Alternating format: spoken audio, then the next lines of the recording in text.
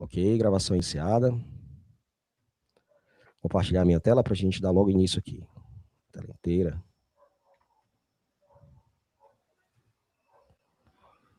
Ok. Todos veem minha tela já? Tudo certo? Sim. Aí não estou vendo, estou sem um segundo monitor, beleza, pelo feedback aí. Positivo. Ok, eu mostrar. Isso, que delícia. Vou encerrar a apresentação. Vamos lá. Pronto. Gente, vamos dar início aqui a mais um momento, né, da comunidade YPF aqui, no caso o capítulo Norte e Nordeste. Vou me apresentar aqui, mas depois eu falo disso para vocês. Eu quero trazer um pouco mais aqui sobre os nossos convidados, né? A pessoa que vai conduzir esse momento com a gente aqui hoje é o Vitor Vieira. Vocês estão vendo aí, o cara é importante. Olha aí o cargo do cara, ó. AI, ML, SML Elite na YPF. Como a gente costuma dizer aqui no Ceará, é o fraco, o cara é bom. Então, primeiro agradecer a disponibilidade do Vitor de estar com a gente aqui. Temos o nosso guerreiro aqui, que acabou de mandar uma mensagem para mim, dizendo que não ia conseguir participar. Está preso lá na Três Corações em um Go Live de ServiceNow. Enfim, faz parte da missão. O Michel ia seguir como moderador, né? Mas enfim, análise e recibo de prestação de contas é uma aplicação prática de agentes de IA e o YPF Maestro.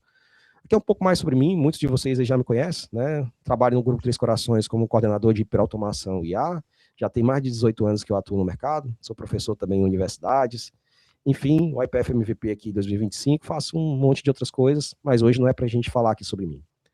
Bom, queria trazer para vocês uma coisa bem legal, né? Esses dias ali eu recebi em janeiro um e-mail ali do pessoal da comunidade, sinalizando que a comunidade Norte e Nordeste tinha sido um dos capítulos YPF aí no mundo, né?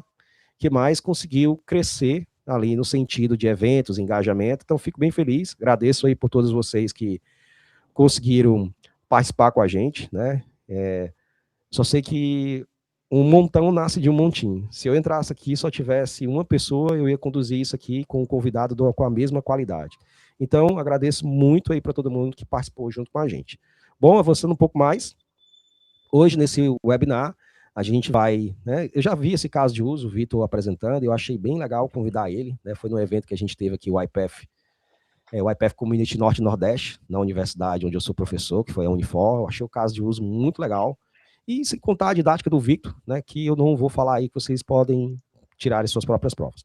Hoje a gente vai falar sobre conceitos de agentes de IA, tipos de agentes conversacionais, autônomos e codificados. A gente vai falar dos componentes do YPF Agent, solução da YPF para a construção de agentes de IA, um pouco também sobre conceitos do YPF Maestro, execução de um caso de uso, de análise de recibo de colaboradores, fazendo uso ali também do Document Understand. Então, gente, eu falo muito para vocês sobre hiperautomação. A gente vai ver, quem não sabe, hiperautomação é a capacidade que a gente tem de combinar uma ou mais tecnologias que, trabalhando de forma orquestrada, aumenta o potencial de automação de um processo ponta a ponta. Então, vocês vão ver essa orquestração sendo feita aí através do YPF Maestro e outras tecnologias, né? Muito top. Bom, pessoal, outra coisa que eu queria compartilhar com vocês, tem um grupo aqui no WhatsApp, certo? Caso vocês queiram entrar lá, fiquem à vontade, é só escanear e entrar, porque eu geralmente jogo alguns eventos que vai ter lá, às vezes o WhatsApp é uma ferramenta, tem muita gente que acaba não usando o LinkedIn, e às vezes o WhatsApp, ou talvez até o Instagram, é uma ferramenta que é demais de uso do seu dia a dia. Então, se você quer entrar nesse grupo e acompanhar notícias lá sobre os próximos eventos, fique à vontade e serás bem recebido lá. Bom, aqui, para quem não me conhece, caso queira, né, aprender um pouco de YPF através de umas playlists que tem aqui, fique à vontade também para me seguir. Bem difícil ter outro canal com esse nome, não sou muito criativo, mas Automatista com Arimatea Lima é bem difícil, porque meu nome era para ser Arimatea, né? Mas, que era a velha história do cartório, ficou Eri. Avançando, e eu queria deixar uma outra novidade para vocês. No final do evento eu volto para cá novamente. Dia 18 de março, a gente vai ter outro evento, análise de crédito, aplicação prática de agentes de IA e o YPF Maestro. Nesse que a gente vai ver com o Victor é análise de recibo, e aqui é análise de crédito com o Matheus Salomão e o Victor Fernandes. Matheus Salomão é gestor gestor global de automação da UX, um cara sensacional, um amigo meu, e eu vou também trazer, deixa eu ver se esse é o último slide, depois no final eu jogo o link para vocês aí, para as inscrições. Vou trazer também esses profissionais que são gestores em alguns locais, para eles possam dividir a experiência deles conosco. E aquilo que eu dei de dica que eu dei para vocês no nosso último encontro, né? Então, olha, vocês viram que aqui no início eu já fiz um reconhecimento facial ali do Diógenes. E isso é importante. Lembra o papo que eu trouxe para vocês que a voz da gente precisa ter assinatura? Então, aqui, ó. Quem sabe o Vitor ali vai fazer o processo seletivo para algum de vocês trabalhar lá na UEPF.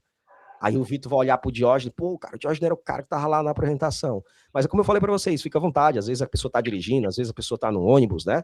Às vezes a pessoa tá sem condição, mas para aqueles que puderem, eu acho uma boa. Fica aí como super dica. Próximo encontro vai vir um gestor e assim sucessivamente.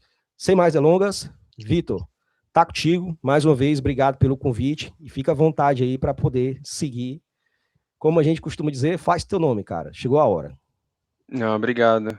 Obrigado, Eri. Obrigado a todo mundo. Boa noite, pessoal. Acho que rapidamente me apresentando, né? Eu trabalho na UiPath, eu estou há 3 anos na UiPath. Atualmente eu sou um Technical Account Manager, liderando aqui as iniciativas de AI/ML dentro aqui da região das Américas, tá bom? E hoje, como ele comentou, a gente vai falar, temos uma agenda ali um pouco extensa ali para falar sobre alguns temas ali relacionados a agentes, maestro. Tem um case de uso bem legal que eu quero mostrar para vocês, que ele combina diferentes produtos da UiPath, então acho que vai ser legal para vocês verem como cada componente ele trabalha junto e a gente desmistificar essa ideia de que algumas pessoas têm de que o RPA vai ser substituído pela IA, ou que o RPA vai ser substituído pelo agente, o RPA é a versão obsoleta do agente. Então, eu quero muito deixar claro ali para vocês todos esses conceitos.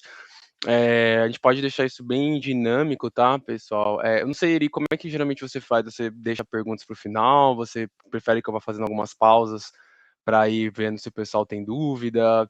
Tem um Cara, Q&A aqui também. eu gosto de interação, sabe? Uhum. E geralmente eu faço bastante aqui. Eu só peço para que a gente faça na devida medida, porque senão talvez você acaba não avançando no conteúdo. Então eu vou ser aqui o moderador, certo, gente? Tudo certo? Fazer algum questionamento aí pro Vitor, que eu acho que essa dinâmica é boa. Senão ele vai ficar falando aí, a gente vai ficar com sono, né? Brincadeiras à parte, Vitor. Conteúdo excelente. Se você ficar com sono, você vai perder muita coisa boa. Então a gente vai fazendo, mas aí se eu sentir que a gente está muito na mesma pauta, aí eu vou pedindo aqui a compreensão de vocês para a gente ir avançando aqui, porque senão a gente passa das 8h30 aqui, né? Ok, gente? É isso. Fechado, fechado. Não, beleza. Então fiquem à vontade, pessoal, para fazer as perguntas que vocês quiserem. Bom, eu gosto de sempre. Eu vou aqui, pessoal, eu vou trazer alguns termos ali que talvez vocês já estejam habituados, para quem está mais familiarizado ali com esses produtos da UiPath, mas acho importante deixar todo mundo na mesma página e esclarecer algumas questões, né? Então, para vocês, né, terem uma ideia da importância desse conteúdo, né, os agentes, né, o lançamento dos agentes, ele é considerado o ato 2 da UiPath como companhia, né? Então, o ato 1 a gente considera os RPAs e toda a evolução que a gente teve com relação ao desenvolvimento de RPAs, que vocês já estão aí craques de conhecer, mas o tamanho do impacto que a gente entende do lançamento dos agentes, né, do uso dos agentes nas nossas soluções, nós consideramos isso como o segundo ato da UiPath como companhia, né, onde a gente tem os agentes pensam, os robôs fazem, as pessoas guiam, né? Agora a gente não fala apenas de pessoas e robôs, como a gente estava acostumado a falar antes. A gente está falando agora de agentes, robôs, pessoas, cada um fazendo, cada um sendo muito importante em cada uma das suas etapas para a gente conseguir ter soluções completas, robustas, resilientes com relação aos casos de uso de vocês, tá?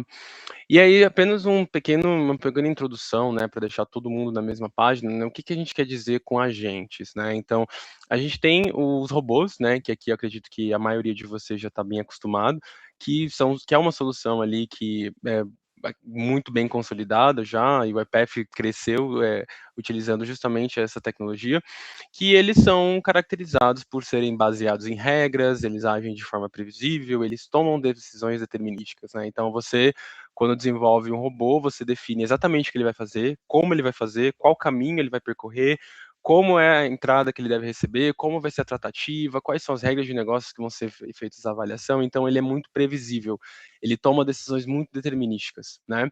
E isso é muito bom porque faz com que ele seja capaz de lidar com tarefas repetitivas de uma forma muito boa e ele traz uma alta confiabilidade, né? Então você sabe que se você desenvolveu, você testou e está funcionando, ele sempre vai funcionar corretamente, a não ser que algo fuja daquilo esperado, né? A entrada não seja aquela que você estava esperando, uma regra de negócio que você não está preparado para lidar, a informação, ou acontecer alguma coisa com a máquina, né, que executa esse robô. Caso contrário, ele sempre vai funcionar da maneira correta, né? E a gente tem os agentes de IA, né? Os agentes de IA, como conceito amplo, né? Eles são sistemas que integram diferentes técnicas de inteligência artificial que possibilitam com que sejam analisados dados, sejam compreendidos metas e sejam tomadas decisões de forma autônoma para alcançar essas metas, né? Então, o agente, por outro lado, ele é baseado em metas, né? Eles agem de forma independente e tomam decisões dinâmicas, né? Eu gosto sempre de dar um exemplo de agente, né, que ele é muito conhecido por todo mundo, que é o ChatGPT, né? O ChatGPT é um exemplo de um agente, né, conversacional, onde você, cada vez que você manda uma mensagem para o ChatGPT, ele entende aquilo como uma meta e ele vai gerar um resultado para alcançar a meta que você estabeleceu, né? Então, se você pede para o ChatGPT para ele te escrever um e-mail para remarcar uma reunião que você tem na semana que vem com o cliente, ele vai fazer isso, né? Ele vai alcançar essa meta. E se você fizer isso 10 vezes, ele vai gerar 10 resultados diferentes, né? Agora, se você pede para ele gerar esse e-mail dizendo que a razão disso é porque você vai ter um evento on-site em um cliente, ele vai ser mais específico. Você vai estar direcionando ele para uma meta mais específica, né? Mas os agentes, eles têm essa capacidade, né? Eles têm essa autonomia, eles têm uma alta adaptabilidade, né? Ao contrário dos robôs, eles conseguem lidar com um pouco mais de variação, eles conseguem interpretar dados, eles conseguem tomar decisões que envolvem análise contextual daquilo que está sendo feito, né? Mas o real poder dessas duas tecnologias é quando elas funcionam juntas, e aí a gente chama de automação agêntica, né? Quando a gente combina agentes e robôs trabalhando juntos para alcançar metas, alcançar objetivos, né? De maneira que um robô, ele pode complementar um trabalho de um agente, né? Ou um agente complementar um trabalho de um robô, né? Voltando nesse exemplo do e-mail, né? Imagina que você quer mandar esse e-mail para um cliente pedindo para remarcar uma reunião, mas imagina se você tiver um robô que você desenvolveu, que ele tem a capacidade de autentificar na sua conta, de definir o assunto do e-mail, de definir o destinatário, de enviar o e-mail propriamente dita, né? Então, o agente ele consegue criar o e-mail, criar a estrutura do corpo do e-mail, e ele invoca um robô que tem acesso à sua conta de e-mail para enviar esse e-mail. Então, é uma forma de alcançar essa meta de uma forma muito mais bem sucedida, né? O robô ele entra como o braço ali que vai ajudar o agente a conseguir alcançar esses objetivos de forma muito mais bem sucedida. Então, esse é o conceito que a gente traz quando a gente fala de automação agêntica. Robôs e agentes trabalhando juntos, cada um no seu quadrado, mas complementando o seu trabalho. E aí, quando a gente fala de componentes, né, esse é um ponto bem importante, porque o que é um agente exatamente, né, quando a gente fala nesse contexto de de automação agêntica, né?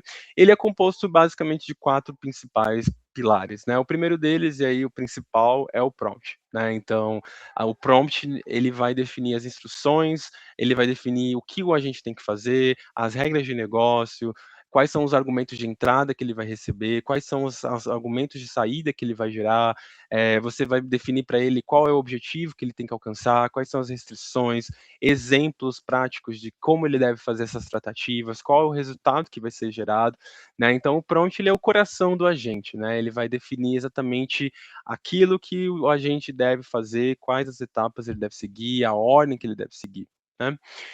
O contexto, né? Esse é um ponto muito importante, né? Quando a gente está falando de uma das tomadas de decisão por um agente, a gente sabe que existem decisões que têm que ser feitas baseadas em informações específicas, né? Então, vamos pensar num agente que ele precisa responder uma reclamação de um cliente, né? Vamos pensar que vocês trabalham numa instituição, essa instituição recebe reclamações de clientes e você quer responder essas reclamações utilizando um agente, né?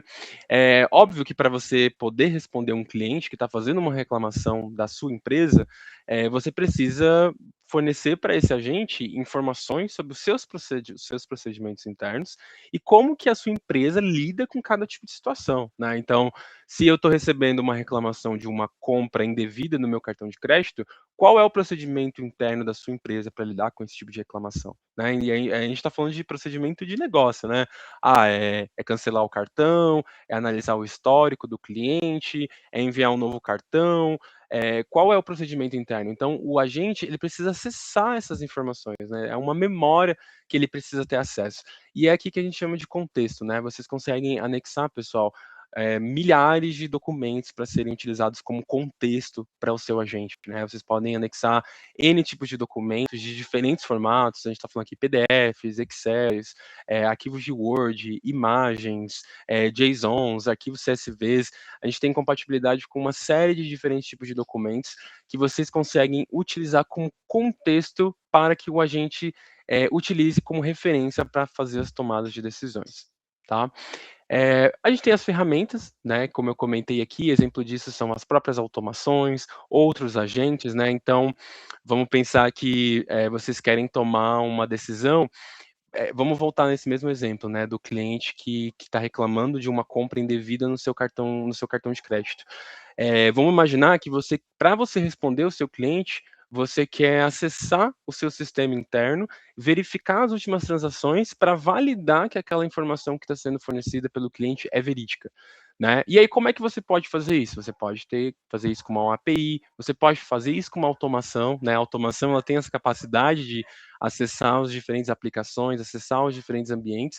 Então, você pode ter uma automação que ela é uma ferramenta de apoio para o seu agente e que ela vai fazer parte de uma etapa do seu agente, justamente acessando os dados desse cliente, acessando as transações e trazendo para você as informações de retorno para esse agente analisar e ter como informação adicional. Tá? Então, aqui vocês veem como as tecnologias elas trabalham juntas, né? Os RPAs, eles ajudam os agentes na tomada de decisões, né? Os RPAs, eles ajudam os agentes a tomar as decisões e também fazer as ações que seguem a partir das decisões tomadas pelos agentes, né? E por último, a parte do escalonamento, né? A gente sabe que mesmo com todas essas questões, contexto, robô, a gente pode se deparar com situações que o agente não está conseguindo tomar a decisão, ou é uma situação, um cenário crítico que a gente precisa de uma revisão humana, né? Então, até mesmo nesse exemplo que eu estou trazendo, né? Vamos pensar que a reclamação do cliente é de uma criticidade que ele está ameaçando encerrar o relacionamento com a empresa, está ameaçando abrir um Bacen, e esse tipo de reclamação vocês entendem que tem que ser revisadas por um humano, porque é muito crítico, né? Então vocês podem envolver um humano, né, para fazer essa revisão pontual nos cenários pontuais em que vocês entendem que faz sentido ser feito, né?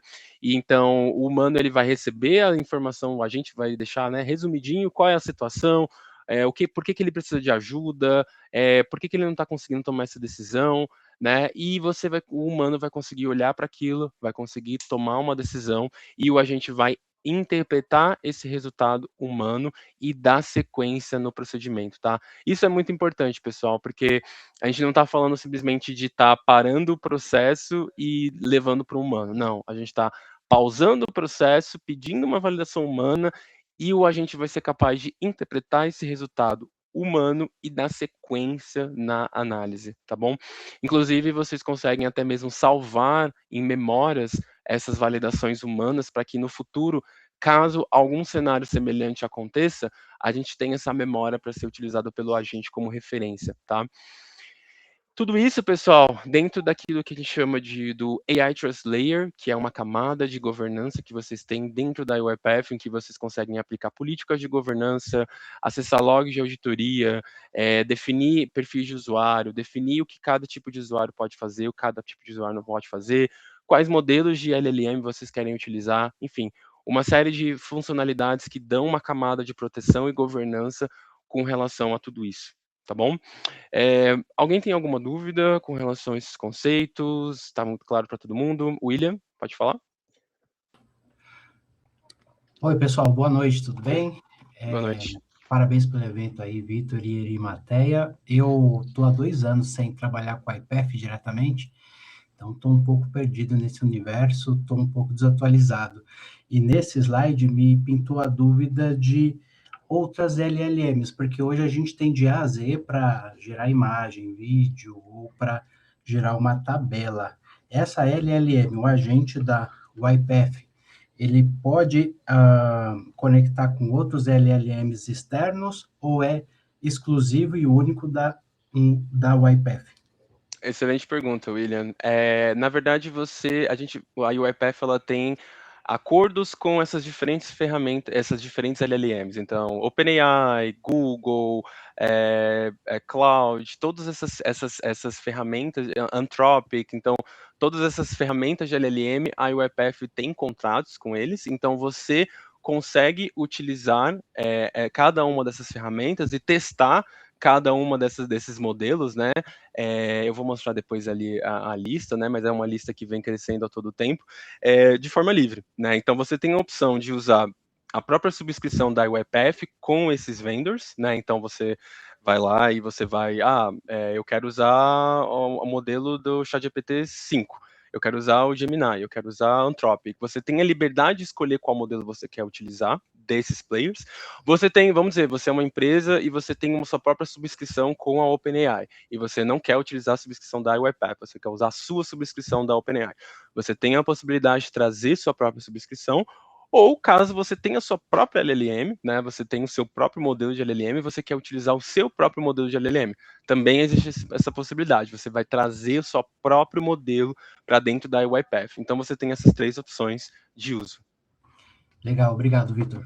De nada. Opa, Diógenes? Opa, obrigado aí. Então, eu tenho uma dúvida em relação ao contexto, porque assim, particularmente ainda não tive a oportunidade de gerar um agente através da UiPath ainda, mas pude criar outros agentes com outras plataformas. E pelo que eu pude compreender, ele seria dentro do contexto ali de uma base de conhecimento, certo?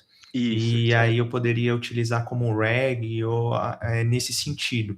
Exato. Mas eu tenho a possibilidade de ser uma base de conhecimento viva, porque eu já peguei, por exemplo, processos com cenários que onde o cliente ele queria que a base de conhecimento fosse o próprio site. E o site dele tinha uma dinâmica muito grande em relação às informações que estavam lá. Então, essas informações são dinâmicas. E eu dei uma rápida olhada aqui na parte de contexto dentro do cloud, e aí eu vi que você tem a opção de ir anexando ali. Eu consigo fazer algum tipo de conexão dinâmica para que esse contexto seja dinâmico? Excelente pergunta, Diógenes. Bom, quando você está criando o index, e é exatamente isso, né? O Context Rounding, ele é um produto que vai usar o RAG ali como estratégia de containerização dessas informações, né? Então, você tem a possibilidade, né, de fazer o upload desses arquivos dentro do storage bucket da UiPath ou dentro de algum outro storage que a UiPath tem compatibilidade, como a AWS, da Azure, e você criar o seu index baseado nesse storage. Você tem a opção, né, caso você tenha arquivos dentro do SharePoint, do OneDrive, do Google Drive ou alguma dessas ferramentas, você tem a opção de criar um index apontado para uma pasta que está dentro desses vendors, tá? Mas o que é importante, né? O processo de indexação, ele exige um processo de sincronização, né? Então, mesmo que você crie, né, um index apontando para uma pasta do SharePoint, basicamente a gente precisa, essa atualização ela não é automática. Você tem 2 possibilidades, né? Você pode definir uma rotina de sincronização, né, dentro do Automation Cloud. Então, eu posso até mostrar, quando você cria um index, você tem a opção de definir uma rotina um schedule para atualização dessas informações, né? Então, Você pode definir, eu quero fazer essa atualização diária, eu quero fazer essa atualização semanal, mensal, enfim. Então, basicamente, nessa frequência, a gente vai pegar as informações atualizadas e atualizar o seu index, tá? Então, isso é uma possibilidade. Aí você me fala, mas eu não isso... E você também tem a possibilidade de criar uma automação, a gente tem atividades para estúdio que fazem essa sincronização também, né? Então, vamos dizer que você quer, não, eu quero atualizar isso de hora em hora. Você pode criar uma automação que faz justamente essa sincronização dos dados que estão nessa pasta com o seu index, tá? Mas Vitor, isso não me atende. Eu preciso, os dados eles estão, por exemplo, dentro de um site público que eu preciso fazer uma varredura e essas informações eu não tenho como arquivo. O que eu posso fazer, né? Nesses casos, a gente não recomendaria você ir pela estratégia de index, né? A gente tem dentro dos agentes algumas automações que a gente chama de automações prontas, né? Que uma delas é justamente o Web Search, né, e o Web Reader, onde você consegue definir uma URL e você consegue pedir para o agente fazer uma varredura naquele site que você está designando, né? Ou até mesmo no Google, né? Às vezes você não tem um site específico, você quer fazer uma busca de uma informação. Você pode usar o Web Search e pedir para o agente fazer uma varredura no Google de qual é a resposta daquela informação, né? Então ele vai executar uma automação que faz uma varredura no Google e vai te trazer o resultado daquela que você está pedindo a partir disso, tá? Então você teria aí essas possibilidades para utilizar dependendo do seu caso de uso. Legal. Não, maravilha. Tá claro. Muito obrigado pela explicação aí, Vitor. Nada. Para compreender.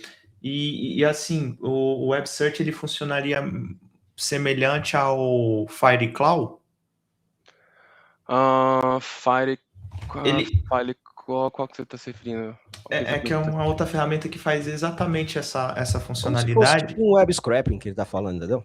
Isso, exatamente. É um web scraping, mas você não tem... Isso tem que ser em páginas web, tá? E você não tem que se preocupar em definir, por exemplo, seletores, nem nada disso. Você vai definir a URL, você vai definir o que vai ser buscado e ele vai ter a inteligência de buscar essas informações dentro daquele site que você está definido e trazer uma resposta para você com relação a isso. Massa.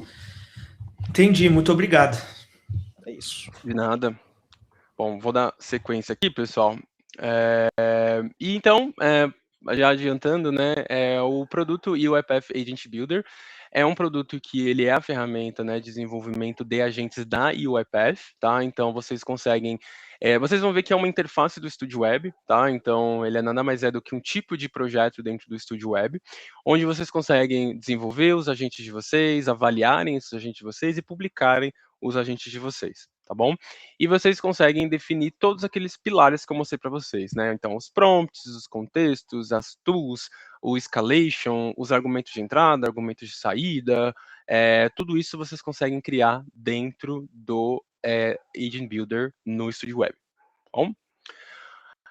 E aí, só para trazer, né, aqui um resumo, né, a gente falando bastante, mas eu gosto de explicar essa questão, né? A gente tem hoje 3 tipos de agentes disponíveis para serem utilizados dentro da UiPath, tá? O primeiro deles são os agentes autônomos, tá? Que é o exemplo que eu vou estar mostrando para vocês. Um agente autônomo, ele nada mais é do que um agente que ele consegue agir de forma independente e completar tarefas ponta a ponta sem precisar de interação com o humano, tá? A não ser que tenha um escalation, né? O escalation ele acaba sendo uma situação excepcional, né? Uma exceção que você precisa envolver um humano.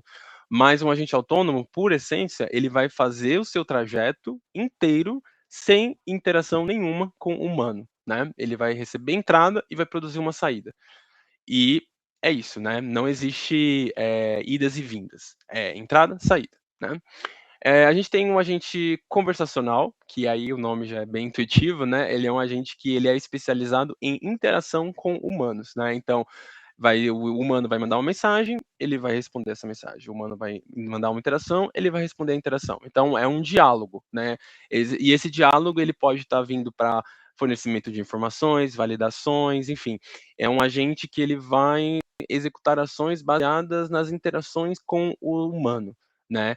Então, esse conceito de entrada e saída, ele é um pouquinho diferente, porque a gente está falando de interações ali ponta a ponta, né? E a gente tem os agentes codificados, né? Os coded agents, né? Basicamente, o que acontece, né? Você pode desenvolver, né? Para aqueles desenvolvedores ali que tem talvez um background ali diferente, vocês podem estar desenvolvendo seus agentes em código, né?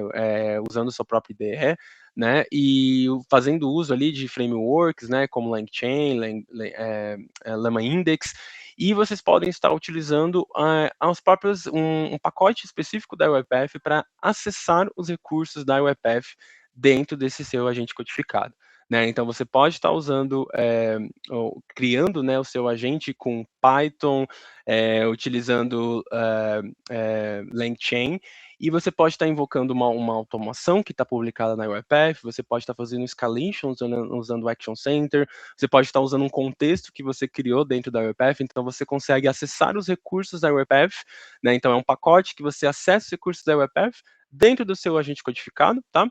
E por fim, você consegue até mesmo publicar esse agente codificado dentro do orquestrador da UiPath, então ele vira como se fosse um processo, uma automação que você tem dentro publicado da UiPath, e executar esse agente por dentro da UiPath, né? Então, para quem está acostumado ali com LangGraphic, você consegue até mesmo ver o trace de execução, você consegue ver o fluxograma, né, com os diferentes estágios do que o Llama Graphic ele gera. Então, existe essa possibilidade também de ser feita, existe também esse tipo de agente que você consegue também estar publicando na UiPath. Pode falar, Eri. Bom, pessoal, trazendo uma contribuição, isso que o Vitor está trazendo é um baita de um acelerador. Por quê, né? Porque vamos falar do modelo tradicional. A gente tem uma premissa que quando a gente olha para a ciência de dados, que o cientista de dados, ele passa 80% do tempo dele preparando os dados e 20% do tempo dele criando um modelo de machine learning, que é relativamente fácil. E aí, eu tenho uma outra premissa quando a gente fala da perspectiva de engenharia de IA. Não dá muito trabalho construir os agentes. O grande trabalho é colocar esse cara em produção quando você não tem uma abstração. Quando a gente olha aqui para o Code Agents, olha o tanto de coisa que ele abstrai para a gente. Porque se você não tem, vamos lá, você vai usar um framework para orquestração agêntica, ali, como o LangGraph, e utilizar o LangChain para construir seus primeiros agentes. Quando você terminar de fazer isso, você vai criar um arquivo Dockfile, você vai ter que fazer o build desse arquivo Dockfile para ele virar uma imagem. E aí imagina que você quer usar a AWS. Você vai ter que fazer um push para o registry lá da AWS, que poderia ser o SR. Depois que você colocar lá, você vai precisar se preocupar com load balance. Você vai precisar se preocupar com cluster. Ou seja, tem uma série de preocupações do ponto de vista de engenharia de software que esse Code Agent ele abstrai para você. Não abstrai a criação de agentes, mas todo o mecanismo de deploy. Então, eu queria trazer essa contribuição para vocês, que é um cenário que, no meu caso, a gente vive também na prática. É isso, Vitor. Pode seguir. Valeu, Eri. Vou dar sequência aqui. Eu vi que tem uma pergunta aqui do Arthur, que ele perguntou aqui, como configurar o contexto de um agente para que ele armazene apenas informações relevantes que realmente melhorem a tomada de decisão? Excelente pergunta, Arthur. Quando você constrói o seu index, você não precisa se preocupar com essa questão, tá?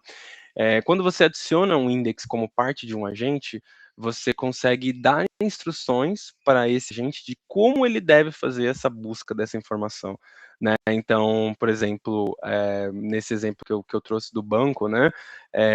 Eu vou pedir para o meu agente ele fazer uma busca baseado no problema que o cliente está apresentando, né? Então, nesse exemplo que eu dei, eu estou pedindo para fazer uma busca baseado num problema de uma compra indevida no cartão de crédito do cliente. E aí isso vai servir como uma query para o seu index. Então, o index ele vai receber essa query, né? Cartão de crédito, compra não reconhecida, e ele vai buscar semanticamente dentro desse documento quais são os arquivos, quais são os pedaços desses arquivos que eles respondem essa pergunta que você quer saber, tá? E aí você gera um score, e aí baseado nisso a gente vai conseguir saber qual é o pedaço de resposta correto que responde à pergunta realizada, tá bom? vou seguir aqui, pessoal, mas daqui a pouco eu já olho o chat de novo, tá? E aí, pessoal, pensando, né, nesse tudo que eu estou falando, né, então eu estou falando aqui de agentes, eu estou falando de agentes que invocam automações, e aí tem humanos, e aí tem tomada de decisões, vocês devem estar pensando em trigger. Como é que a gente orquestra tudo isso trabalhando junto, né? Como é que a gente consegue fazer com que esses diferentes componentes eles se conectem e eles trabalhem juntos de uma forma simples, de uma forma visual, de uma forma que dê para as áreas de negócios terem visibilidade, que o time responsável pela sustentação consiga monitorar. E aí é nesse sentido que a gente apresenta o UiPath Maestro, né? O UiPath Maestro, ele tem como objetivo você orquestrar esses diferentes componentes, agentes, robôs, pessoas, trabalhando juntos para você conseguir atingir o objetivo desejado, tá bom? Então, né, mostra aqui como que ele é visual, né? Vocês conseguem visualizar, vocês conseguem ver qual é a etapa que está sendo executada, vocês conseguem ver as etapas que já foram executadas, você tem um trace aqui com relação a cada uma das etapas que foi realizada, quais foram as variáveis, qual é o valor de variável em cada uma das etapas, então realmente ele te dá uma visibilidade muito boa, né, de tudo aquilo que está sendo feito dentro do seu processo, né? E aí, só trazer um resumo muito rápido do que o Maestro faz, ele, né, todo o processo de modelagem, ele é feito utilizando o BPMN, né, então, quem está acostumado com o BPMN, né, com as notações de BPMN, vão ver que são as mesmas que a gente está trazendo aqui dentro do Maestro, né, então, tasks, eventos, gateways, tudo isso a gente, subprocess, tudo isso a gente trouxe para cá, para dentro do Maestro, e a ideia é que vocês, junto com as áreas de negócios, a própria área de negócio já consiga modelar parcialmente esse processo, né? A gente tem até um site da UiPath que vocês podem compartilhar com a área de negócio. Eles isso não está conectado com o orquestrador, tá? Então não tem que ter perigo do pessoal de negócio fazer alguma coisa errada, mas é justamente uma versão simplificada do Maestro para a galera só modelar o processo, sabe? Desenhar as caixinhas, desenhar as condições, colocar os gates, colocar quem é responsável pelo quê, colocar descrições. Então, a ideia é justamente essa, né? Envolver a área de negócio para ajudar o processo, né? A implementação, né? Você vai conseguir facilmente conectar robôs, humanos, APIs, agentes, todo mundo colocando cada um na sua caixinha e conectando todo mundo, tá? O processo de operacionalização, né, durante o desenvolvimento é bacana porque vocês conseguem pausar, vocês conseguem forçar o valor de alguma variável, você quer testar qual seria o comportamento do meu agente se determinada variável tivesse determinado valor, vocês conseguem pausar, vocês conseguem forçar um update em uma variável para vocês testarem, né, o resultado. Monitoramento, então vocês têm acesso a todo o histórico de execução de todas as instâncias, vocês conseguem ver qual foi executado, qual foi o processo, quanto tempo durou, qual foi a variável, qual foi o caminho percorrido.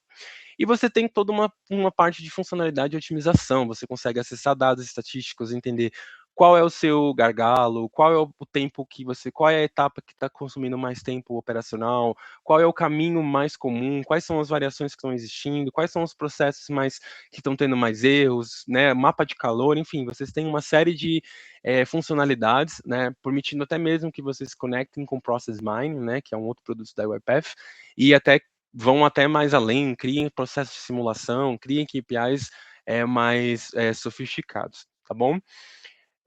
E agora eu vou começar o caso de uso, tá? Aqui para vocês. Deixa eu ver aqui se alguém tem mais alguma coisa. Cauã, tem uma dúvida em relação ao agente da UiPath. Como funciona a memória dele? Preciso configurar ID de sessão e ID de usuário? Excelente pergunta, Cauã. Basicamente, quando a gente está falando, eu imagino que você esteja falando da memória relacionada às validações de humanos, né? Quando você faz um escalation, né, você consegue pegar um feedback, um retorno de um humano, e você consegue salvar isso dentro de uma memória, dentro da UiPath.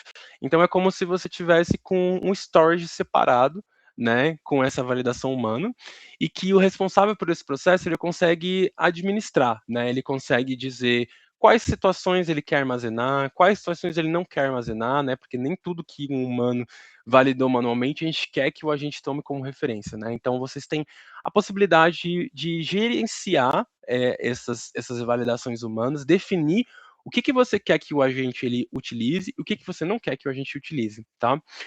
Uma outra situação legal é com relação a feedbacks, tá?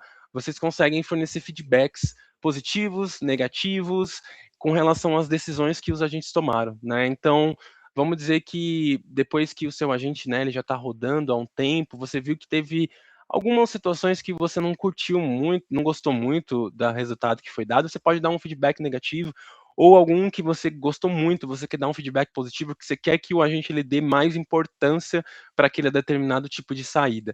Então, vocês também conseguem colocar esses feedbacks como parte da memória do agente de vocês, e isso é algo gerenciável, projeto a projeto, por parte de quem, né, o desenvolvedor que está sendo responsável por esse agente, tá bom? Alguém tem mais alguma pergunta? Perfeito. Então, agora vamos falar do case, né? A ideia aqui, pessoal, é um case que eu acredito que seja comum em diferentes empresas, tá? Que é basicamente análise de recibo de prestação de contas, né? Acho que todas as empresas no mundo têm algum processo assim, né? Que é basicamente um colaborador que ele fez uma viagem a trabalho e esse colaborador ele teve gastos com refeições, né? E ele quer submeter essas refeições, esses gastos, né, para pedir, enfim, reembolso, aprovação por parte da empresa, né? E a gente sabe que hoje esse é um processo que muitas empresas têm de forma muito manual, né? Porque existem políticas relacionadas a quais tipos de itens podem ser consumidos, dependendo da cidade que a pessoa tá, tem um limite diferente, dependendo se é um café da manhã, é um limite, se é um almoço, é um outro limite, se é um jantar, é um outro limite, né? Dependendo do dia que a pessoa viajou, ele tem direito a um determinado valor.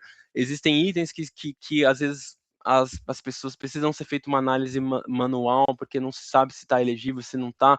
Enfim, é um processo extremamente oneroso para as empresas atualmente, é oneroso para os próprios colaboradores, que muitas vezes se deparam com situações ali, demoram dias para serem aprovadas, né? E a gente se depara com quase basicamente todas as empresas têm alguma situação como essa, né? Então, esse é o escopo do nosso case, tá bom, pessoal? Esse processo, como que ele inicia, né? Ele inicia com um recibo, né, sendo enviado para análise, junto com o período de viagem desse colaborador, né? E a gente tem o que vai ser feito, né? Vai ser feito o download, né, desse recibo e vai ser feita uma validação da qualidade desse arquivo, né? A gente sabe que pode ser que o colaborador tenha tirado uma foto ruim, pode ser que tenha mandado uma foto de uma coisa que não é um recibo, né? Enfim, a gente vai fazer uma validação de qualidade desse arquivo, né?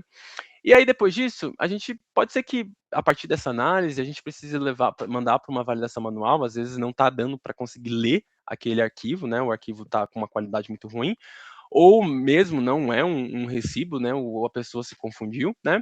Mas no caso de não precisar de uma validação manual, a gente vai ter o agente recebendo esse arquivo e ele vai analisar o conteúdo desse arquivo e ele vai concluir se esse recibo ele está aprovado ou reprovado, né?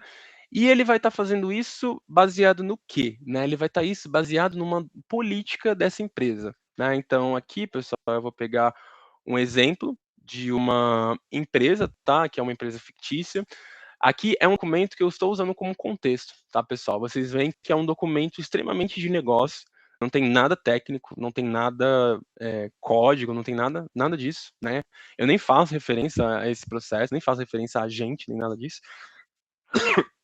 Mas essa empresa ela tem uma política, né, que estabelece, de acordo com o horário do recibo, uma determinada refeição, de acordo com a cidade que esse colaborador ele se encontra, a gente tem um limite diferente, né? Então você vê que tem cidades de alto custo, cidade de médio custo, demais cidades.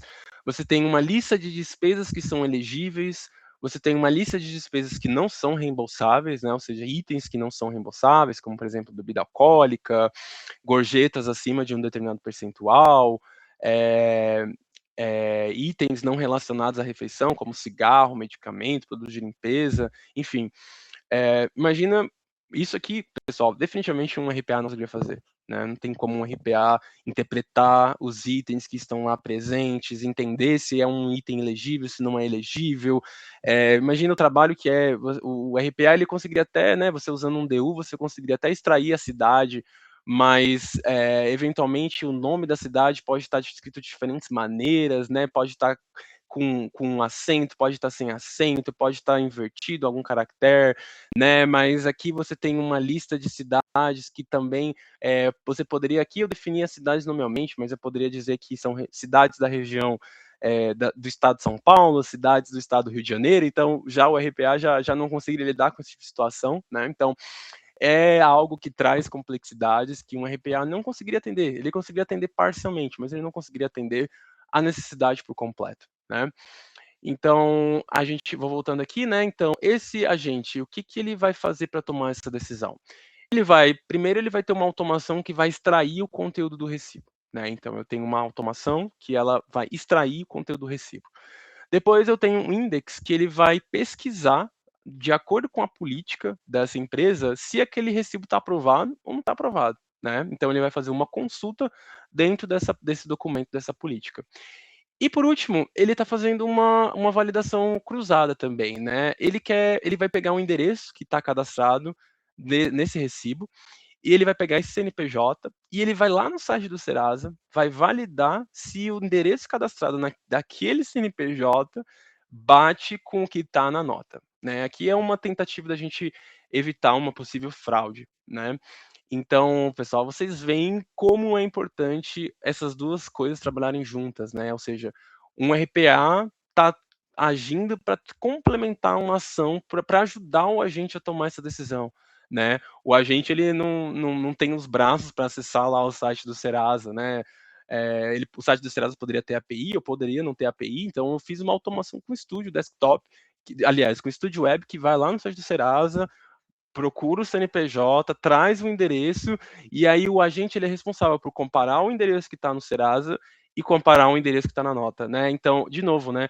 Acho que todo mundo aqui que tem familiaridade com o desenvolvimento de RPA, como é difícil comparar endereço, né? Com RPA é uma tarefa quase impossível. Você tem rua, que tem escrito rua, que tem escrito R, que tem escrito R ponto, é número que está no final, que pode estar no início, que pode estar no meio, é nome de rua, que às vezes está simplificada, está com um dos nomes apenas com uma inicial. Então, pessoal aqui que tem familiaridade com validação de endereço, sabe que isso com RPA é muito difícil, quase impossível. E o agente ele tem essa capacidade de lidar com essas variações. Então, ele vai saber que rua, Dom Pedro I é a mesma coisa que R de Pedro I.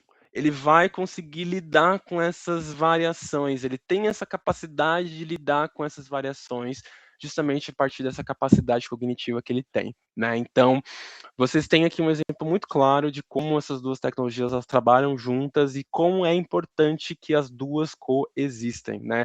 O agente sem uma automação que acessa uma aplicação sua, que faz uma ação depois, também não vai conseguir atender a sua necessidade ponta a ponta, tá?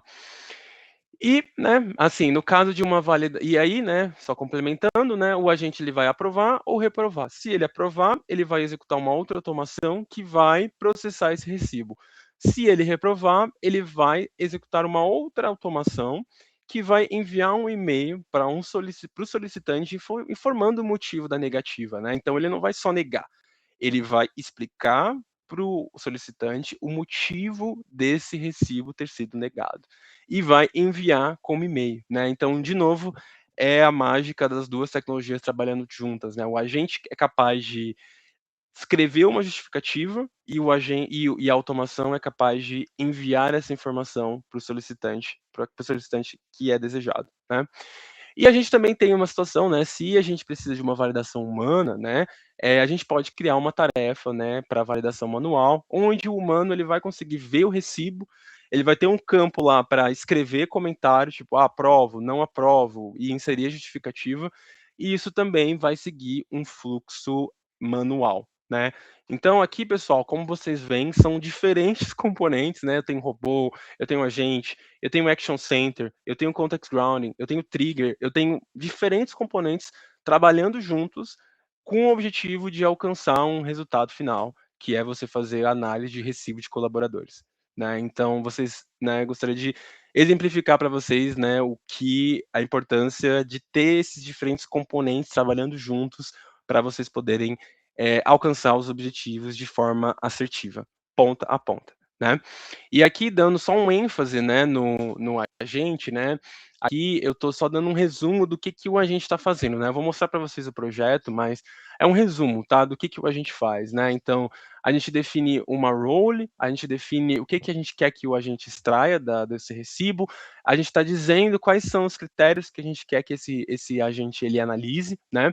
E a gente tem conectados com esses critérios, a gente tem a política, né? Que define os itens que são permitidos, os limites de refeição, e a gente tem a automação que valida o endereço do restaurante. Então, vocês veem como as coisas estão conectadas, e a gente tem o resultado final, o item aprovado, ou o recibo reprovado com a justificativa, tá bom? Agora eu vou mostrar. Opa, esse aqui não. Eu vou mostrar para vocês o projeto, tá bom? Alguém tem alguma dúvida com relação ao case? Pode falar, Caio. Boa noite, Vitor. Ao case propriamente dito não, mas o próprio case ele acabou surgindo uma dúvida de orquestração. Até nesse slide que você está compartilhando, se não me engano, são 1, 2, 3, 4, 5. São 5, né? 5 automações, 5 RPAs, talvez distintos, né? Um diferente do outro. Isso. Há alguma tipo camada de supervisor que gerencia as tools, ou como que é feito isso dentro do YPF? Seria algum prompt único que ele direcionasse a cada uma, ou a gente consegue de forma estática definir qual automação aquele step ele deve seguir? Exatamente. Quando a gente está falando aqui do agente, você vai definir dentro do seu agente quais automações fazem parte desse agente, né? Ou seja, quais automações elas vão ser utilizadas para apoiar o agente na sua tomada de decisão, tá? Então, você vai definir, né, de todo o seu parque de automações que você tem no seu orquestrador, quais automações você quer utilizar como parte do seu agente, né? E aí, feito isso, você tem que conseguir linkar essas automações com o seu prompt, né? Então, por exemplo, eu tenho uma automação aqui que ela faz a extração do conteúdo do recibo. Então, é importante que no seu prompt você diga, etapa 1, por exemplo, faça a extração do conteúdo do recibo. Automaticamente, né, você tendo adicionado uma automação que extrai conteúdo do recibo, você ter fornecido um nome que seja relacionado a isso, você ter fornecido uma descrição para essa automação relacionada a isso, automaticamente o seu agente vai conseguir conectar as coisas. Então tá, ele quer que eu extraia o conteúdo do recibo, eu tenho uma automação que ela extrai o conteúdo do recibo, então eu vou invocar essa automação, né?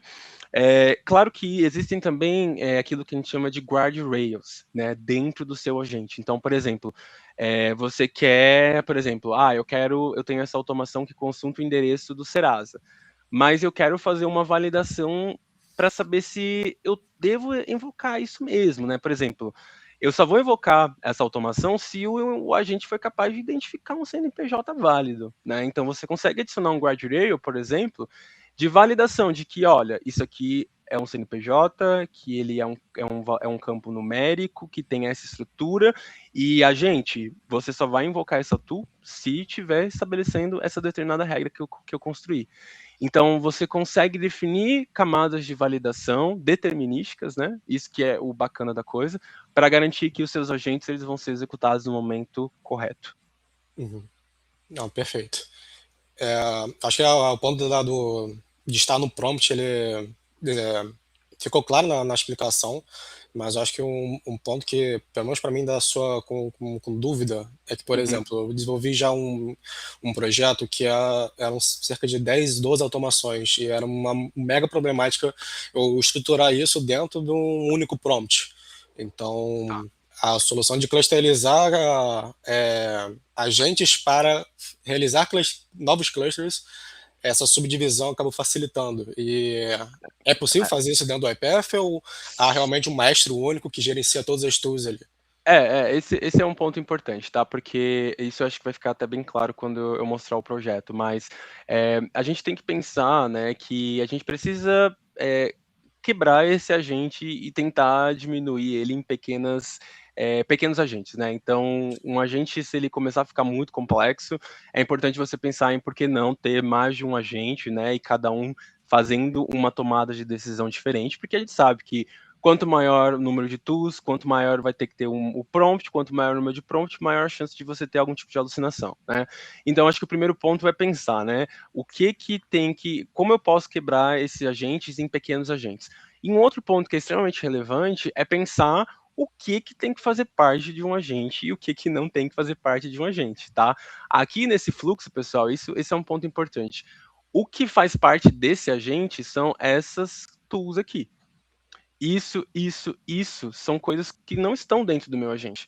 Eles estão fora do agente. Então, e aí esse que é um ponto importante quando a gente está pensando de desenvolvendo soluções de agentes, a automação agêntica, né?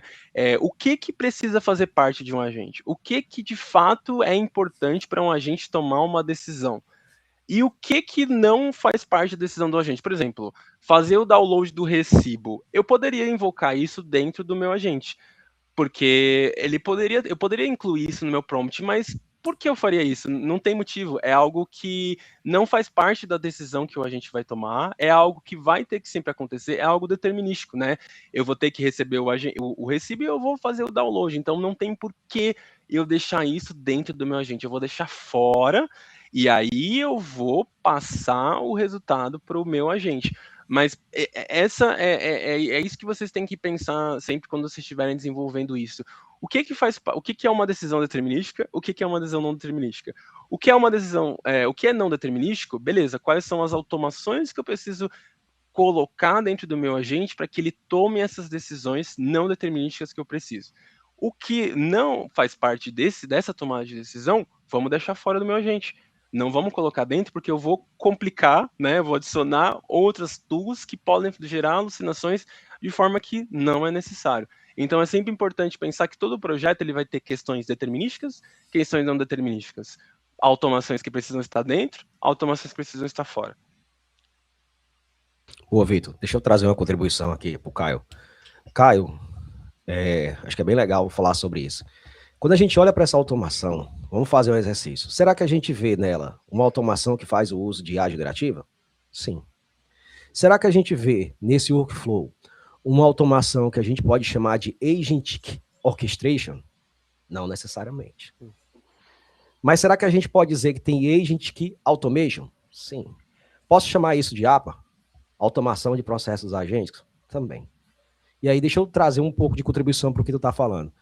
Como aqui, né, o Vitor trouxe um caso de uso para a gente poder ver aqui o uso disso no dia a dia com as soluções combinadas, mas aqui geraria vários questionamentos, né? Por exemplo, lá na ponta inicial, como que isso está sendo externalizado ali para o cliente? Está dentro de um canal de mensageria? Está dentro do WhatsApp? Está dentro do Telegram? Ou está dentro de um Google Chat? Mas se está dentro de um WhatsApp, a próxima pergunta é camada de autenticação, para a gente garantir que a pessoa, quem diz que de fato é. E aí agora, a próxima pergunta que eu tenho para trazer para ti, aqui provocando, para a gente despertar o conhecimento, eu entendi a tua pergunta. Tu perguntou se, nesse caso de uso, eu tenho o uso de uma orquestração agêntica, onde eu tenho, por exemplo, um agente professor, e eu poderia ter agentes especializados. Se eu fizesse uma pergunta de português, ele ia rotear essa pergunta para o meu agente especializado em português. Se eu tenho um agente especializado em física, se eu fizesse uma pergunta relacionada à velocidade média de um carro, ele ia rotear para o agente especializado em física. E se eu fosse perguntar qual a fórmula de Bhaskara, ele ia rotear para o meu agente especialista em matemática. Mas a grande pergunta é, eu posso usar isso aí? Posso. Eu precisaria? Depende. Porque se o próximo passo é determinístico, assim como o Vitor falou, não teria necessidade de eu fazer esse uso. Agora vamos para um outro questionamento. Agora imagina que eu vou disponibilizar um número de WhatsApp para o meu cliente, ou seja, a área de negócio falar comigo. Eu não posso criar um outro agente para ele, por exemplo, esse agente aqui é especialista em recibos, né? Eu poderia ter outro ali especialista em análise de crédito. Faz sentido eu dar outro número de WhatsApp para ele e falar, quando tu for falar sobre recibo, tu fala com esse agente, quando tu for falar de análise de crédito, tu fala com esse outro. Não, a gente teria a experiência do usuário da ponta fragmentada. Uhum. Então, dentro desse contexto, faz sentido a gente pensar em habilitar uma agenda, aliás, habilitar uma estratégia de agentic orchestration. Nesse caso de uso aqui, o que eu enxergo? O Vitor vai poder discorrer melhor, mas eu achei tua pergunta muito interessante. Lá na ponta, eu vejo a aplicação de IA generativa. Como esse agente aqui é muito claro, o próximo passo dele, ele tem ali um agente que é um software capaz de executar uma ação baseada em inteligência artificial, nesse caso generativa. Então, eu tenho o Agentic Automation. Mas se a partir do momento eu não tenho essa orquestração, o processo não muda. A diferença é que para quem está usando lá na ponta é transparente, e para a gente que construiu tem vários agentes ali orquestrando o trabalho e trazendo a informação. Então, a IPF pode fazer isso? Cara, pode. Tem lá dentro do recurso do Agent Builder para você conseguir trabalhar com essa camada de agente supervisor lá, certo? Então, como a tua pergunta foi bem top, eu trouxe uma contribuição também aí para o Vitão conseguir respirar um pouco, porque senão vai cansar aqui de tantas dúvidas que ele está respondendo. Mas foi excelente a pergunta, cara, viu? É isso. Obrigado, Caio, pela pergunta. Obrigado a vocês, pessoal. Obrigado, Eri, pela contribuição. Bom, agora, pessoal, sem mais delongas, eu vou abrir aqui o nosso projeto, tá? Então, deixa eu começar aqui com o agente, tá? Esse também é um ponto interessante, pessoal, que a UiPath, ela introduziu agora a questão do solution, né? Então, ao invés de você, né, imagina, você precisa desenvolver um agente que vai usar uma automação, que vai usar outra automação, que vai usar um apps, que vai ter um maestro orquestrando. Ao invés de você ter que construir isso de forma totalmente descentralizada, né, e depois ter que ficar publicando tudo, e aí o gerenciamento se torna bem complexo, a gente está trazendo o conceito de solution, né? Então a solution, ela nada mais é do que uma solução que ela consegue comportar diferentes componentes, né? Então você vê que essa minha solução do recibo de colaboradores, ela tem um agente, ela tem uma, duas, três automações, ela tem um apps, ela tem um maestro aqui, que é um agentic process, né? Então, tudo isso está dentro de uma única solution, né? Então, fica muito mais fácil para você poder administrar, publicar, gerenciar, fazer alterações, debugar, tudo tá junto ali numa única solution, tá? Então, esse foi um conceito bacana que a UiPath trouxe, tá bom? E aí, falando Excelente, viu, cara? Estou fazendo a contribuição, porque se o Pode negócio fosse uma pedaceira espalhada, cada coisa no canto, ficava complicado, né? Tá ótimo aí. É bem difícil, era bem difícil. E aí, quando a gente fala dos agentes, né, pessoal, a gente tem esses dois tipos de visualização, né? Então, vocês conseguem visualizar nesse modelo de Canvas, né, onde é muito visual, vocês conseguem ver aqui qual que é o prompt de vocês conseguem ver as tools, o contexto, escalation, né?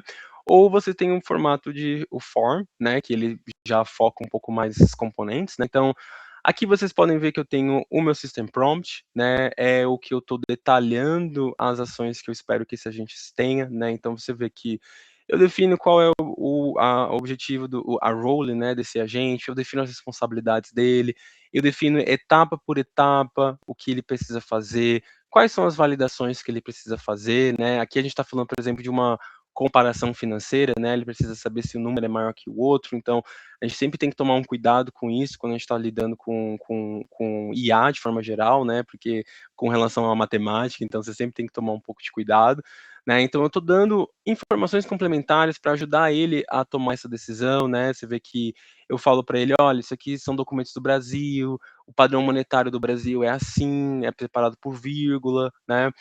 Você vê que o prompt eu escrevi totalmente em português, né? Você pode escrever em português, espanhol, inglês, qualquer idioma do nosso alfabeto, né?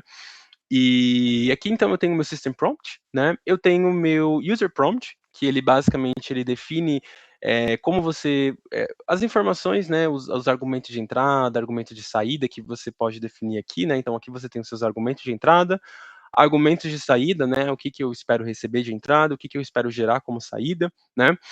Aqui, ó, eu tenho minhas tools, né, que é justamente as automações que eu quero utilizar, né? Então, aqui vocês podem ver que vocês vão conseguir encontrar todas as automações que vocês têm publicadas no orquestrador de vocês conseguem utilizar aqui, tá bom? E vocês têm essas automações que eu chamo de out of the box, automações prontas, né? Até fizeram uma pergunta aqui com relação àquela busca no site, ó, pessoal, as automações que eu mencionei, o Web Reader e o Web Search, elas estão aqui. Elas são automações out of the box que vocês podem só adicionar aqui, tá? E aí, nesse caso, eu estou utilizando uma automação out of the box, que é uma automação de análise de arquivo, tá bom, pessoal? Que basicamente eu vou utilizar essa automação para extrair o conteúdo do recibo, tá bom? Nesse caso, especificamente, eu não estou usando um DU, eu não estou usando um AXP nesse ponto, tá? Por uma questão de simplicidade, tá bom?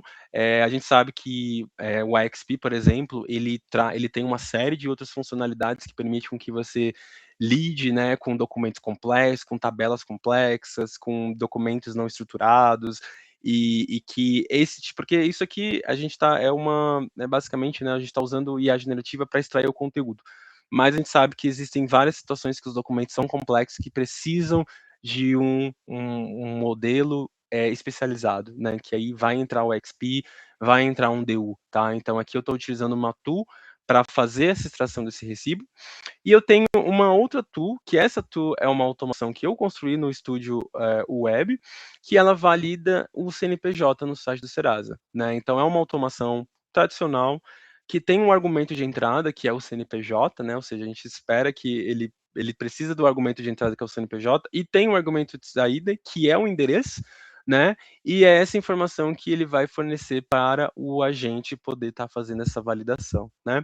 Aqui eu tenho o contexto, né? Então eu criei, né? Eu subi esse arquivo aqui que eu mostrei para vocês dentro do meu storage bucket e eu criei um index apontando para esse storage bucket, né? Eu poderia ter apontado para um SharePoint, para um OneDrive, alguma outra ferramenta de storage, mas eu apontei aqui para o storage bucket da UiPath.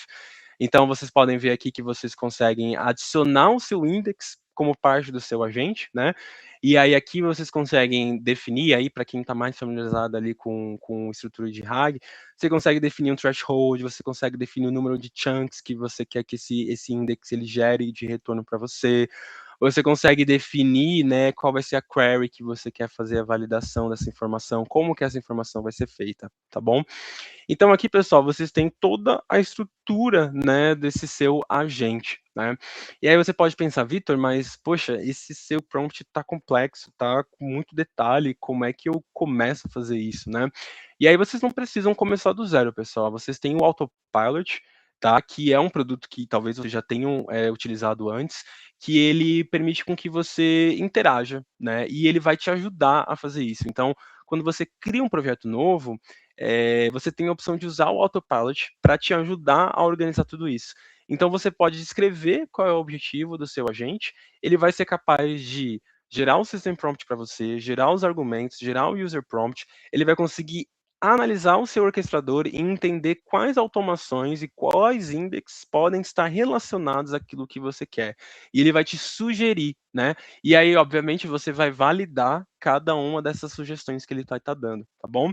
E você pode usar ele não só na etapa inicial, tá? Vamos dizer que você estruturou, começou a testar, mas você tá vendo ali que, cara, não tá legal uma determinada situação, ele tá errando, você pode vir aqui e dizer para ele, olha, ele não tá fazendo certo esse tipo de situação, me ajude a otimizar isso, me ajude a melhorar para que ele faça melhor, e o Autopilot ele vai te ajudar nesse sentido, tá bom? Ah, Vitor, mas pô, eu construí meu agente, tá legal o resultado, mas eu não sei se eu tô fazendo as coisas certas, né? E é isso, a gente tem duas ferramentas que podem te ajudar. O primeiro deles é o Agent Score, né? Então, o Agent Score, ele tem como objetivo avaliar, de acordo com diferentes parâmetros, a qualidade do seu agente, né? Então, ele vai avaliar o seu prompt de acordo com determinados critérios, ele vai avaliar a qualidade de como você configurou as suas tools, de acordo com os critérios, ele vai avaliar como está o seu input, o seu esquema, e ele vai avaliar também o que a gente chama de evaluations, né? O evaluation nada mais é do que você criar como se fosse um test set, né? Então você, por exemplo, consegue definir, olha, para essa entrada eu tenho essa saída esperada. Para essa entrada eu tenho essa saída esperada. Então você consegue criar um set de cenários de testes e você consegue pedir para o agente comparar o resultado gerado com o resultado esperado, né? E é até interessante porque aqui vocês podem até ver que vocês têm essa possibilidade, né, de selecionar qual modelo, né? Até fizeram uma pergunta aqui antes. aqui são todos os modelos que vocês conseguem estar utilizando, né? Então, vocês têm modelo da Anthropic, do Google, do GPT, então vocês têm diferentes modelos de IA. E aí vocês podem até fazer uma validação cruzada, né? Vocês podem pedir para o agente usar o modelo da OpenAI e fazer o modelo do Google avaliar a comparação do resultado esperado com o resultado alcançado, né? Então, isso é algo muito legal. Eu acho que eu não estou com nenhum resultado, porque eu acho que já tem um tempinho que eu executei. Mas você pode clicar aqui em rodar um Evaluation Set, e ele vai iniciar para você os resultados, né? E aí você vai começar a ver aqui o resultado de cada uma das execuções que você tem. Então, é uma forma muito mais fácil de você criar esses cenários de teste de acordo aqui com o seu cenário de avaliação, tá bom? Alguma dúvida aqui com relação à parte dos agentes, como foi a configuração? Um ponto interessante é que quando você executa, você fica salvo, né, todo o histórico de execução, né, que você executou durante aquele momento, e você também consegue ver aqui o seu evaluation set, né, você consegue ver o estágio de execução de cada um dessas etapas, tá bom? Alguma dúvida aqui com relação aos agentes e a estruturação desses agentes?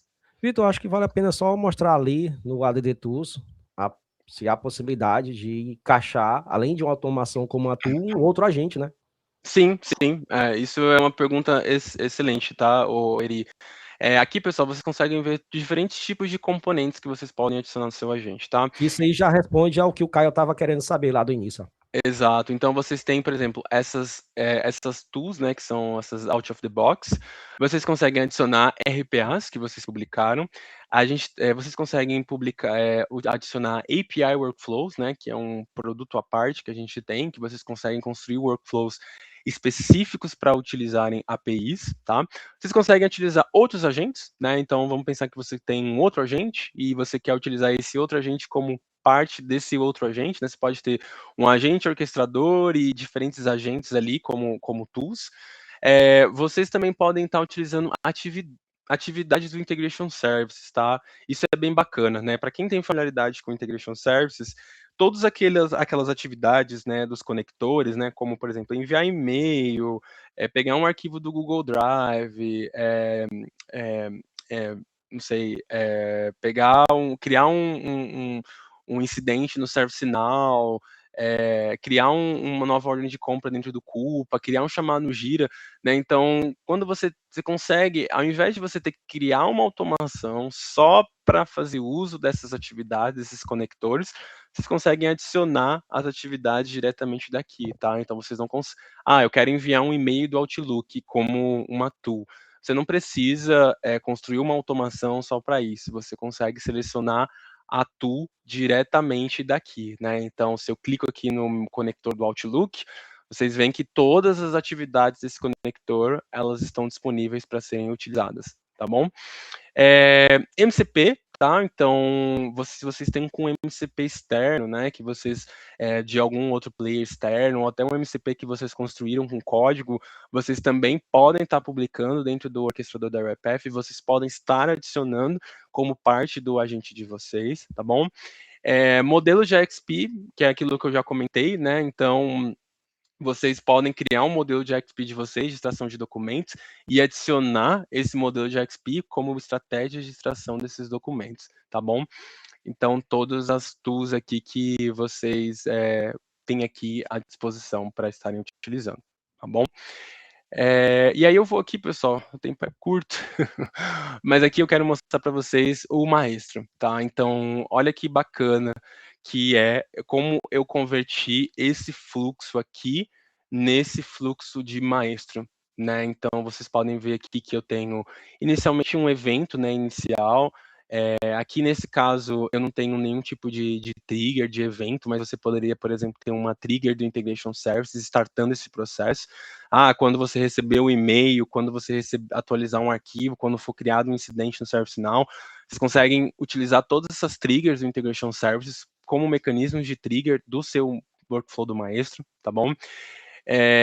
Aqui vocês veem que a gente consegue ir modelando o nosso fluxo, né, fazendo um drag and drop aqui das caixinhas, né? Então, cada caixinha que eu adiciono, eu consigo definir um tipo de ação diferente, né? Então, você pode criar uma ação para um humano validar, você pode invocar um workflow, um RPA, você pode invocar um agente, você pode invocar um agente externo, você pode invocar API workflow, você pode criar um item de fila, você pode executar uma atividade de integration services, enfim, você pode executar um script em JavaScript. Todos esses diferentes tipos de ações são tipos de tarefas que vocês conseguem configurar dentro do Maestro, né?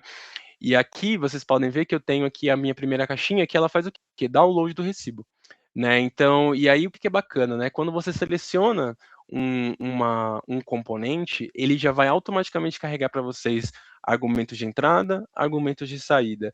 E aí vocês conseguem facilmente ir conectando uma coisa com a outra, né? Então, por exemplo, aqui eu tenho o meu agente. O que meu agente precisa de entrada? Ele precisa do recibo, né? O arquivo do recibo. E então você está conectando esses argumentos de entrada como parâmetros de argumentos de entrada de componentes como argumentos de saídas de outros componentes. Então, facilmente você vai conectando todos esses componentes para você conseguir fazer com que tudo funcione de uma forma muito bem orquestrada, né? Pensem na dificuldade que seria fazer isso utilizando só Studio padrão, né? Você conseguir coordenar esses diferentes componentes, dá para fazer, né? Dá para fazer, mas traz um grau de dificuldade maior, né? Aqui eu tenho os gateways, né, pessoal, que são como se fossem ifs, né? Então aqui eu tenho, por exemplo, se essa minha variável de validação manual for true, eu quero seguir por esse caminho. Se for false, eu quero seguir por esse caminho. Então você consegue definir toda essa estrutura dentro do Maestro, né? Assim como, por exemplo, aqui, né? Essa aqui eu tenho uma atividade do Integration Services, né? Então eu quero enviar um e-mail, mas eu não quero ter que criar uma automação no estúdio, publicar só para enviar um e-mail. Então você consegue facilmente selecionar essa atividade, selecionar a sua connection, selecionar o tipo de atividade e já configurar tudo que é necessário para que essa automação funcione, né? Então aqui é um jeito simples de você conseguir utilizar e você ganhar tempo de desenvolvimento, né? Então, tempo para você desenvolver tudo isso é muito menor do que imagina você construir tudo isso de uma forma única, né? A dificuldade que é você invocar tudo isso de uma forma única, sendo que o Maestro ele permite que você facilmente conecte todos esses componentes. Ele é muito visual, né? Aqui eu vou executar para vocês darem uma olhada, né? Então, eu vou pegar aqui um recibo, tá? Esse recibo aqui. Ele é um recibo que é aprovado, tá? Porque ele está seguindo todas as normas que foram estabelecidas dentro da política, né?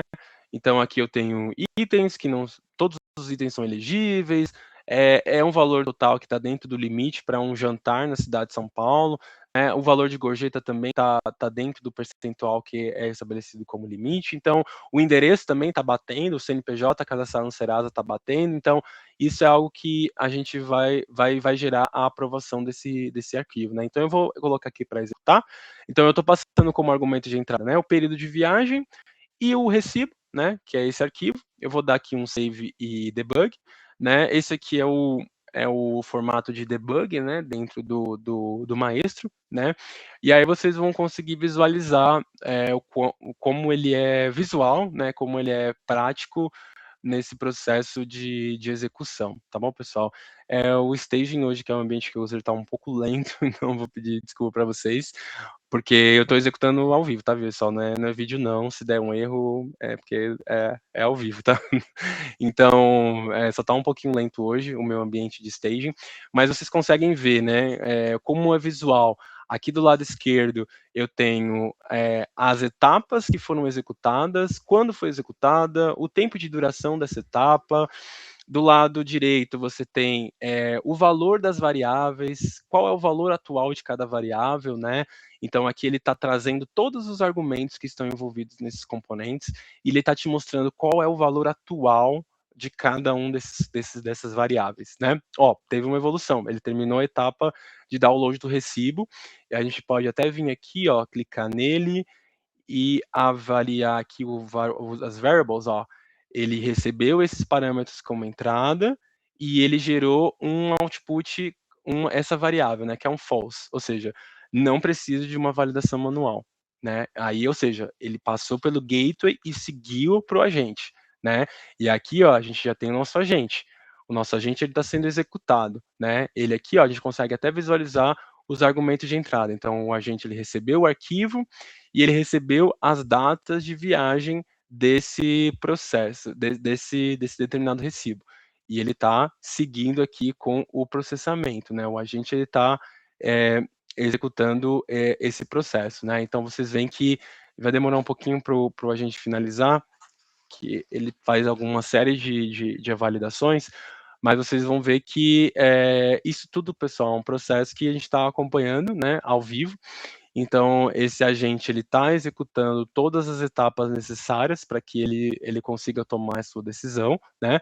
E aí, a partir disso, ele vai gerar o output, né? Que é a decisão, se o arquivo foi aprovado ou não, e a justificativa, né? Se ele foi, por que ele aprovou, por que ele reprovou. Então, ele vai conseguir detalhar para você o que foi que está acontecendo. E aqui dentro eu estou invocando tudo aquilo que está dentro do agente, né? A tool de validação do Serasa, eu estou acessando o meu index para verificar qual é o que a política diz que precisa ser feito, eu estou invocando a tool para fazer a extração do recibo, então eu estou fazendo tudo isso dentro dessa caixinha aqui do agente, tá?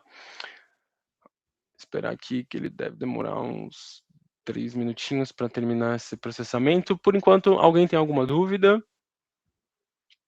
Eu tenho, Diógenes. Pode falar, Diógenes. Enquanto está processando, eu anotei algumas dúvidas aqui, mas vou tentar falar o que dá tempo, tentar ser breve. Pode falar. Dentro desse exemplo, pensando dentro do contexto que foi determinado, né? Tem um prompt, e aí ele vai utilizar o contexto como regra. E aí eu sou o funcionário que tive o recibo e vou pedir um reembolso, por exemplo, para a empresa. E aí, como regra, eu não posso pedir um reembolso de bebida alcoólica.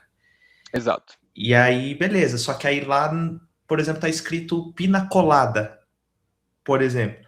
E pensando em grande escala, eu não quero ficar descrevendo isso numa base de conhecimento. Claro que eu entendo que assim vai depender muito do modelo que eu esteja usando ali, né, para fazer essa capacidade para analisar efetivamente. Mas nesse exemplo tem alguma maneira, talvez nesse exemplo que você está mostrando, alguma maneira específica tratando esses pontos? Excelente pergunta, tá? Só vou explicar aqui, pessoal. Vocês viram que ele finalizou, né? Ele colocou ali para aprovar o recibo. Agora eu vou processar um outro case que ele deve reprovar, tá? Mas respondendo essa pergunta, excelente pergunta, tá, Diógenes? Seria até uma evolução desse case que eu estou fazendo. E, cara, sim, a gente poderia fazer isso. A gente poderia, por exemplo, usar uma. Opa, peraí, deixa eu pegar aqui, que eu acho que ele não anexou o documento. Deixa eu pegar aqui. A gente poderia pegar, por exemplo, a mesma ferramenta que eu te falei, do Web Search, para fazer a busca no Google do que é aquela informação. Né? Então, a gente poderia, por exemplo, adicionar uma tool adicional, que seria o Web Search, para justamente se você ficar em dúvida se aquele item, o que é aquele item, né? Se ele é elegível ou não é elegível, use essa tool, que é o Web Search, para buscar na internet o que é esse item e se ele é elegível ou não. Né? Então, se está escrito, por exemplo, Heineken, ele vai buscar o que é Heineken na internet e ele vai entender, tá, isso é uma bebida alcoólica, então eu vou reprovar. Então a gente poderia sim fazer uma evolução desse cenário para a gente justamente lidar com esse tipo de situação. Tá na dúvida do que é aquele item? Cara, pesquise no Google, aquilo que a gente está acostumado a fazer, né, há 10 anos atrás. Mas já pediu o agente para fazer isso. Pesquise no Google o que é isso. E aí você vai adicionar essa tool como parte desse agente para ele fazer essa busca dentro da internet e tomar suas decisões, né? Porque tem isso, né? Ele vai buscar com o objetivo de concluir se aquilo é um item elegível ou não. Então, ele vai ter a inteligência de entender o que é um item não elegível e saber o que ele precisa buscar dentro da internet para aprovar ou não aquele determinado item. Compreendi. Não, legal. Obrigado pela resposta. Aí, tá rodando ainda, né? Posso fazer a Pode última fazer. pergunta? Estou rodando um outro exemplo. Passei uma situação recentemente num projeto, devido a essa migração que a UiPath fez entre licenciamento, né? Que aí saiu do modo Flex, fez a unificação, ficou License Pro, e aí começou a cobrar por unidades, vamos dizer assim. Então, teve alguns cenários que um orchestrator mudou o endereço, o link, ou só fez a conversão do orchestrator em si.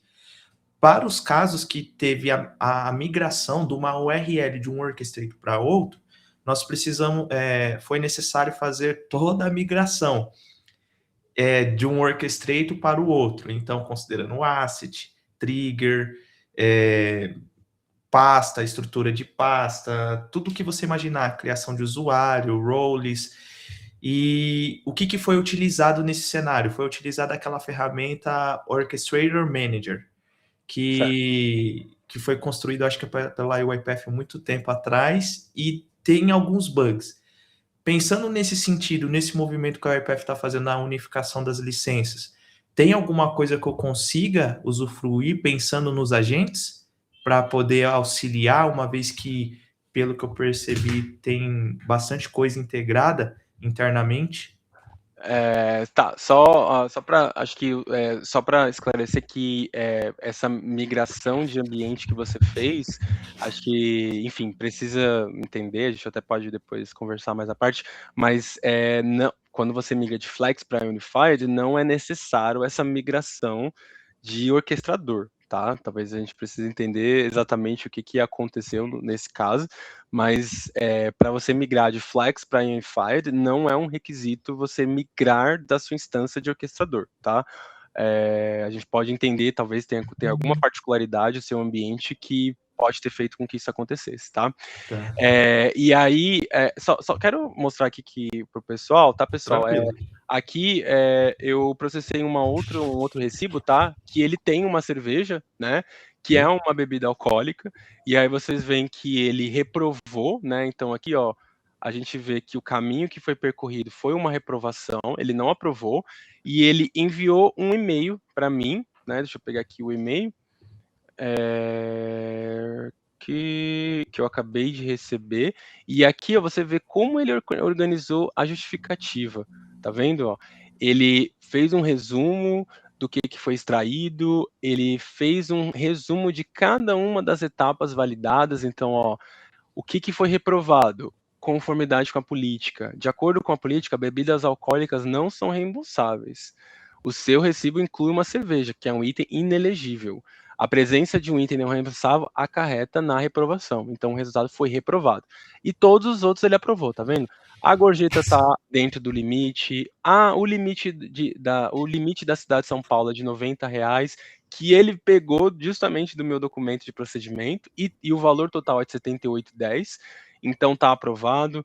O valor da despesa está dentro do período de viagem e o endereço do CNPJ bateu, né? Então, você vê que o endereço que estava no site do Serasa é esse, o endereço do site do recibo é esse, e ele entendeu que é igual. Então, ele aprovou. Mas, como teve um item reprovado, ele reprovou. Então, percebe como é bacana isso, né? Ele conseguiu tomar uma decisão e ele gerou toda uma justificativa que você poderia facilmente apresentar para um analista, para um executivo, para um diretor, o que fez com que ele tomasse essa decisão, tá bom? E aí, voltando à sua pergunta, tá, Diógenes? O modelo Unified, ele tem licenças, tá, que fazem com que você possa utilizar as mesmas funcionalidades que você tem no Flex. Na verdade, ele é até mais simples, né, no sentido de que você consegue, o que acontece, né? Os agentes e o maestro, ele no Flex ele usa Agent Units. O DU, o AXP, ele usa AI Units, né?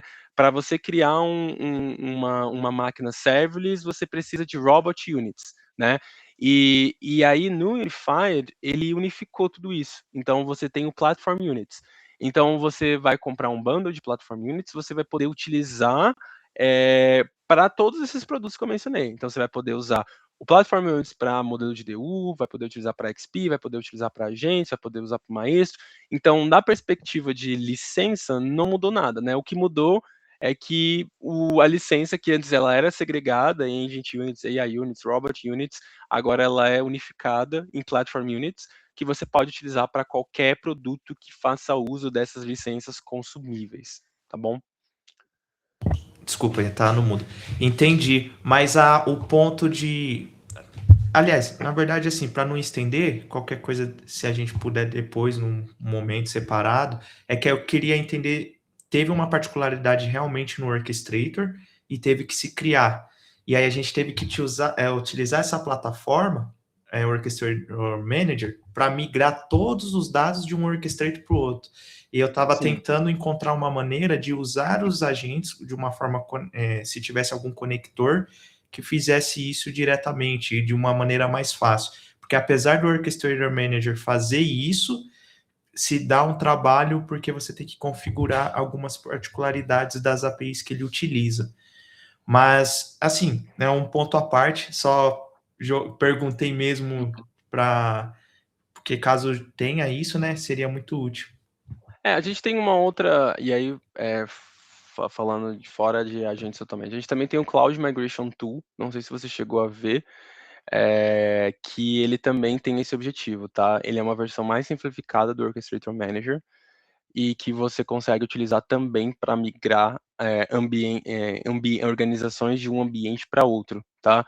Eu posso depois até procurar alguma documentação adicional, mas Cloud Migration Tool é o nome da ferramenta, e ela é bem simples de utilizar, você instala na sua máquina, ela é bem mais fácil que o Orchestrator Manager, e ele pode acelerar esse processo de migração ali para você, tá? Show, tá joia, obrigado aí, desculpa estender aí a dúvida. Nada, que isso. Bom, a gente já está aqui 7 minutos a mais do tempo que a gente combinou.